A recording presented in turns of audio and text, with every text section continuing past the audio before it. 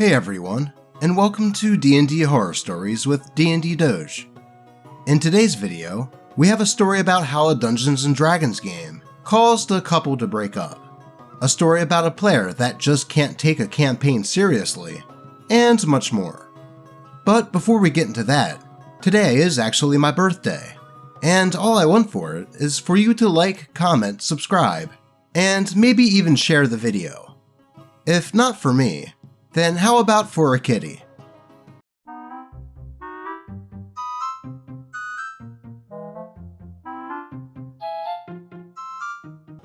Kitties always get likes, right? But with that said, let's get into today's episode of DnD Horror Stories. Playing D&D with my girlfriend ruined our relationship. By Reddit user Straight Ninja 2120. There is, of course, more to it, but when I look back at this breakup, D&D is going to be the main reason. So we got together September of last year, and we started playing D&D together in October. I didn't think it would be that bad, but while playing D&D, her true colors shined, and I did not like what I saw. I will say, each of these things on their own don't seem that bad, but added up, I couldn't take it anymore. First red flag. She's very extroverted, and she needs to have the spotlight on her. No matter the situation, even if her character wasn't in a scene, she had to talk over other people. She was so loud, and we play in public, so the Dungeon Master constantly had to tell her to lower her voice. Next, her character's whole goal and personality is that she's looking for hot sexy women to F. Her words. She didn't run this past me, and it made me extremely uncomfortable when the Dungeon Master would describe an NPC as attractive, and her response would be to flirt with them. And weirdly enough, she never once tried to flirt with my character, who was canonically a sexy woman. Combining those 2 points, when we were facing a villain that was central to my backstory, who also happened to be a hot woman, she interrupted the villain, explaining why she murdered my character's father, to flirt with said villain. Now, onto what really pissed me off. She cheated. She cheated every session. She plays a paladin, and her stats are crazy, as she apparently rolled them by herself, without the Dungeon Master watching. None of her stats were under 14, and when she leveled up, she took a stat increase to make one of her stats a 22. The Dungeon Master is juggling 7 players, so I don't blame him for not catching it. She rolls where nobody can see her, and constantly crits. She has literally never missed when she attacked. She also doesn't track her spell slots for smites, and when I confronted her, she gaslit me, which is also why I didn't call her out on any of the other crap she did. I just didn't care enough to fight her on it. Going with the cheating, she also didn't use a player's handbook. She just Googled stuff, and one time, I caught her using what was clearly homebrew. Again, my Dungeon Master is juggling 7 players, and isn't that experienced, so he didn't catch it. There's a lot of other little crap she did that annoyed me, but I won't get into it because it's not horror story material. But yeah, we broke up. We also agreed to continue playing D&D together because I hate myself, apparently. Well, that certainly is a unique reason for a relationship to fail, though I can kinda see where OP is coming from. If someone can't be honest during a game of Dungeons & Dragons, I'd imagine that could bleed over into real life. Though, I do have to question, why would OP break up with her, and yet stay in the same game that she is playing in? I can only imagine how much more awkward things would be in the game after that. Though OP did say that it was a clean breakup in the post's comments. But still. Let's move on. Player wants NPCs connected to them to be memes. By Reddit user I'm an enormous idiot. Hi, I've had this problem a few times in the years I've been DMing, where one of my players will want to have a number of background characters. Now, I love the enthusiasm, but whenever I try to bring up these characters, or make ones that are connected to their player character, they want them to be jokes, fully one-dimensional. Now, I love a good goof. I like some levity in my games, but for this current campaign, I made it clear from the outset that I was spending a lot of time on it, and wanted it to be a little bit more serious. Not no laughs, but less dick jokes and memes. Everyone in the group agreed to it as well. A few sessions go by, and it's going well. There were a few interpersonal conflicts that I had to intervene in, not involving this player, but overall, very good. Out of session, I mentioned to this player that there was going to be an NPC that would know them, and if they wanted, they could have a familiarity between them. They agree, and I asked them if they had any input for a name for them. This was a mistake on my part, and I realize it now. The player offers me the name Pissman, not as a moniker, but as the name their parents picked. I said that that name does not fit with the setting or tone, though they double down on Pissman. I say no again, and that it would not fit the setting. They then say okay and offer up a new name, Crazy Frog. Not just the name, but this character would now be Crazy Frog. So I say no again, and they say okay and give me a third name, Pikachu. Now, at this point, I figured they were effing with me, and that they weren't actually interested in naming them. So I named this NPC myself, and sent them the name so that they would know it. They immediately blew up at me for ignoring their apparently serious suggestions, and told me, "You're the dungeon master. You aren't supposed to say no. You're supposed to say yes and..." This isn't the first time this player has done something like this, but it's certainly the most egregious. I don't know if this is a post for advice or a vent post. I'm just tired of it. Thanks for reading. Well, that is certainly one of the weirder stories I've read in a while. How old is this player? 8? I mean, it's one thing to have some humor in a game of D&D, even in ones that have more serious tones to them. But for a player to want to have the Dungeon Master put an early 2000s meme into the game as an actual character is just, well, really stupid. Anyone that would get these suggestions from a player would have to assume that the player is just joking around and not being serious about it. And to then say that a Dungeon Master can't say no is total BS.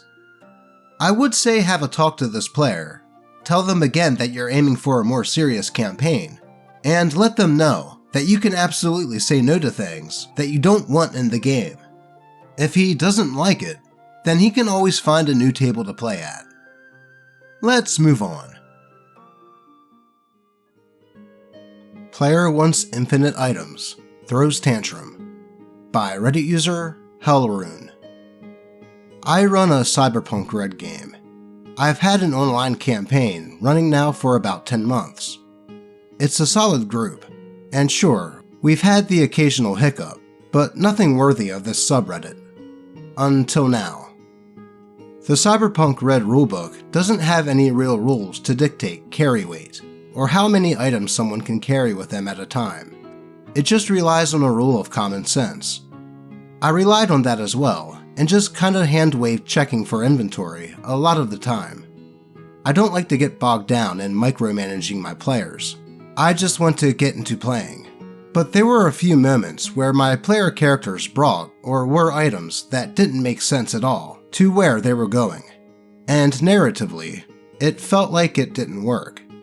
Stuff like wearing police-issued armor to a casual outing at a gang's dive bar, or bringing in an assault rifle to a carnival performance. I also wanted to encourage my players to think strategically about their carried inventories, and not be able to pull a rabbit out of their hats at a moment's notice. I tried to put together an inventory management homebrew, But the player this post is about immediately started looking for ways to exploit the proposed rules, so he could still carry 30+ items. It was completely against the spirit of what I was trying to accomplish. I decided to scrap what I originally proposed and said that I was going to do some thinking about how to change it. But essentially, the goal was for people to be bringing closer to a dozen items instead of 30+. I said that I needed to think about a simple, fair way to accomplish what I was trying to accomplish, and that I encouraged everyone's feedback, so that way we could have something everyone was happy with. 2 of the players approved of having something in place, as they like to plan strategy. Player 3 started to have a meltdown. He said it completely undermines and nerfs his character to have an inventory limit of any kind. He said he built his character around having a lot of items, and it ruins it for him. I said there needs to be some kind of limit, as no one should have infinite items carried with them. Player 2 asked 3 what he thought was a reasonable and fair amount of items to carry. I also asked Player 3 how many items he actually used in the last few sessions, because it was not anywhere near 30 items. Player 3 refused the notion of having an inventory limit and argued both in group chat and started blowing up my DMs, saying that he would leave the group if I imposed an inventory system of any kind. No matter what it was, he would not agree to it, and that was non-negotiable.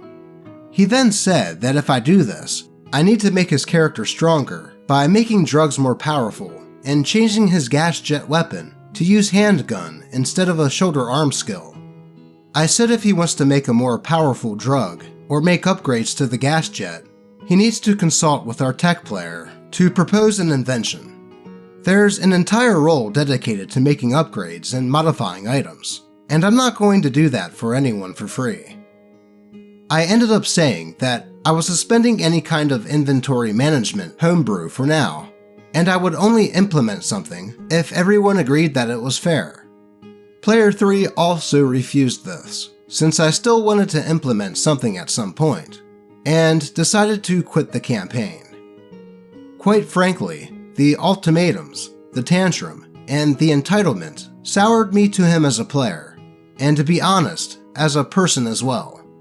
He started asking about doing a send-off for his character in-game, which I haven't responded to, as I'm frustrated and disgusted at his attitude.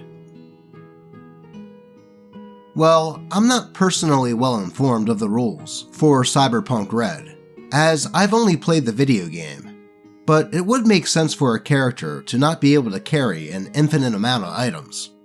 Personally, I've never run into that concept, as I mainly play DnD 5e, and we have a bag of holding. What OP wanted to implement does seem to make sense, though I do have to say to introduce something like that mid-campaign could come as a shock to some players. Though it did seem like the other players didn't mind at all, except for Player 3. Then, even though OP was willing to work around it, Player 3 was the one to give that ultimatum, and ultimately say that he was leaving. Now, as far as doing a send-off session for his character, that is up to OP. What would you guys do in this situation? On to the next one. I have a lot of critiques to the game, but can't quit. By Reddit user ErrorSegFault. I'm a player of a campaign homebrew that a friend of mine is DMing. However, I feel like the DM does a lot of, quote, DM metagaming.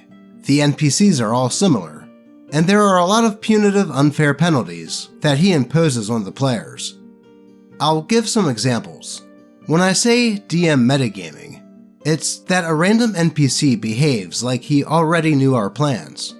If we want to kill someone, he will be wary of us and have a lot of prepared actions in case we attack him, even if we did nothing to cause suspicion. Or when my character got interrogated by the police, he asks only the most precise and compromising questions, and if one of the players is not guilty, he doesn't even bother interrogating him. And about the NPCs, they are all similar, from a noble, to the commoner, to the farmer, to the shopkeeper. They all seem like the same person, with very few exceptions. The NPCs all emit an aura of arrogance to the players, like they are superior to us, even when we just met. And they never help us. If we find a farmer in the middle of the road, ask him directions, he will say, "Why should I give you directions?" And we will have to persuade him or intimidate him, even when the party already has a 2 meters tall barbarian with a skull of a troll in his back. And he also asks for a lot of useless rolls. Like, if we want to climb a stair, he will ask us to roll dex. If we want to chop a piece of wood, roll dex. He even once asked me to roll con to stay still when a guy was cutting my hair. And if we ended up with a nat 1, he would punish us with something that requires a spell of level 7 or higher, or just a lot of time to be cured. And he also only chooses the ones that affect the player.